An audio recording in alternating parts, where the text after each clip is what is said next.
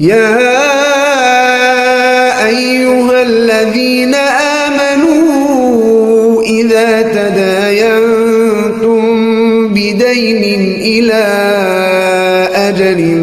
مسمى فاكتبوه وليكتب بينكم كاتب بالعدل ولا يأب كاتب أن يكتب كما علمه الله فليكتب وليملل الذي عليه الحق وليتق الله ربه ولا يبخس منه شيئا فإن كان الذي عليه الحق سفيها أو ضعيفا أو لا يستطيع أن يمل هو فليملل وليه بالعدل واستشهدوا شهيدين من رجالكم فإن لم يكونا رجلين فرجل وامرأتان ممن ترضون من الشهداء أن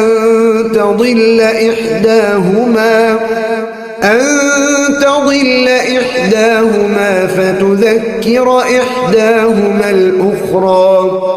ولا يأبى الشهداء إذا ما دعوا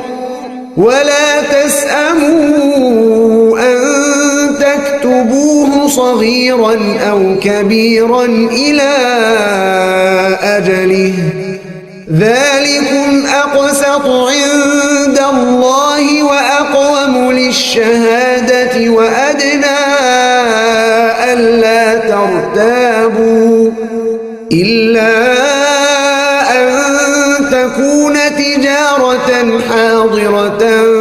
تديرونها بينكم فليس عليكم جناح ألا تكتبوها وأشهدوا إذا تبايعتم ولا يضار كاتب ولا شهيد وإن تفعلوا فإنه فسوق بكم واتقوا الله ويعلمكم الله والله بكل شيء عليم.